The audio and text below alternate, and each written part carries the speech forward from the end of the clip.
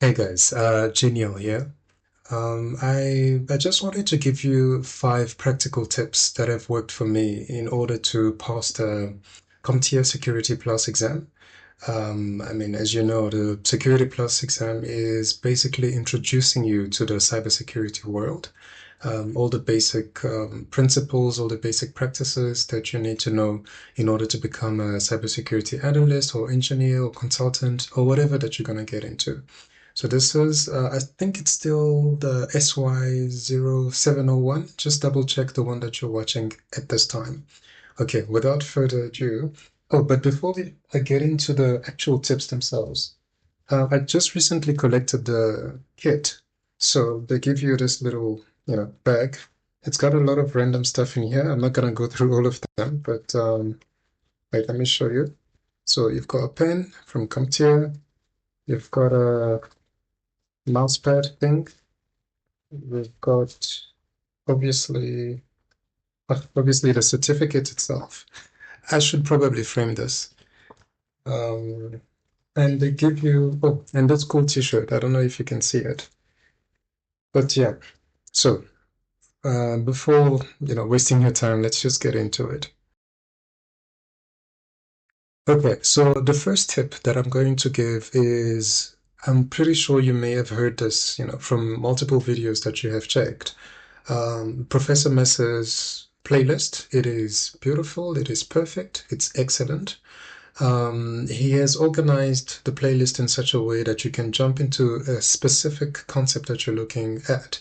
So it's almost like, yeah, it is basically in a chronological order with the exam, the exam overview as well. So you can literally side by side tick all the concepts that you're going through so that you can see if you are, up to date with it. So it is a playlist that I would definitely recommend. And the nice thing about it is he really, really tries to like give examples. He tries to explain in a brief manner as possible. So please do have a look at Professor Messer's playlist. I will also leave the link below. Now, the second tip that I will give you would be Pete Zerger's playlist from Inside Cloud and Security. Yes, Inside Cloud and Security. He has also explained quite well, with his exam cram playlist. He's explained all the concepts in a very, very like detailed manner. The difference between him and Professor Messer is that he actually really goes like into the detail, like the granules of everything. So for some people that works. For some people it is the way that Professor Messer gives examples, gives definitions, but it doesn't go too much into, too many details. So it just gives you what you need.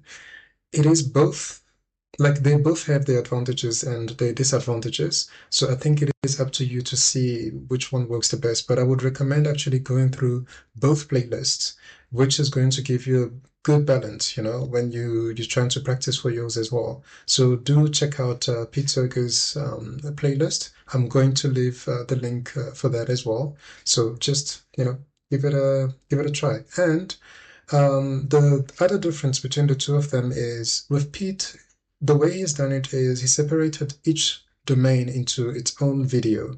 So if you want to go specifically to domain 2, you're gonna have to sit there for, I don't know, they're like 3 or 4 hours, depending on what you have to do. But obviously you can pause between videos, do your thing, and then come back.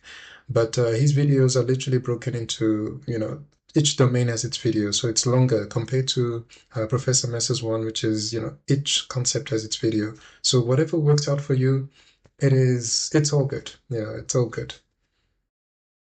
So the next tip that I'm going to give you is going to be practice resources. So practice resources, it's literally, it could be a website, it could be an application, whatever that you find, that helps you basically simulate the exam. So it gives you a score at the end, your answer and everything. So it is the same style as just, doing the exam. So those practice resources, there's a beautiful website that I found I didn't even know existed. It's called Exam Compass. So on this one, you will find a lot of questions about a lot of concepts. So it's up to you, whatever that you want to see at a particular time, you can select that concept or that category. It depends on what you're trying to do. but they really have, it's literally, you feel like you are already doing the exam itself. So I would really recommend Exam Compass. Plus, it is free. So again, I will I will give you the link to that as well. And let me just quickly show you a preview here of the Exam Compass. So as you can see, you can practice, you can do all the things that you need and answer the questions, and then you get a result. You know, it gives you a little bit of confidence. It boosts your confidence when you walk into the exam room, knowing that with the simulations you did great. So I would also recommend this one. The fourth tip that I will give you is please, this isn't even about CompTIA. This is about just general exams in general. Study early as soon as possible. Don't make it a last minute thing because you will definitely regret it. There is quite a lot to go through. So don't just make it a, last minute thing where it's like, oh no, I'm just gonna finish this and then get it done with. No, please do study early because it gives you time to review everything that you're going through. So I'm pretty sure this is a concept that you've heard in so many exams in real life anyways. So please do study early. So the fifth tip that I'm going to give you is, I think it almost clashes with another tip that I gave you earlier. Practice extensively. Make use of all the resources that are available. So from the videos to the whatever, just try to practice, write down your notes, review them, question yourself. Let somebody else even ask you random questions about it so that you know that, okay, I actually understand all the concepts that are going to be asked in this exam. So just try to practice as much as you can.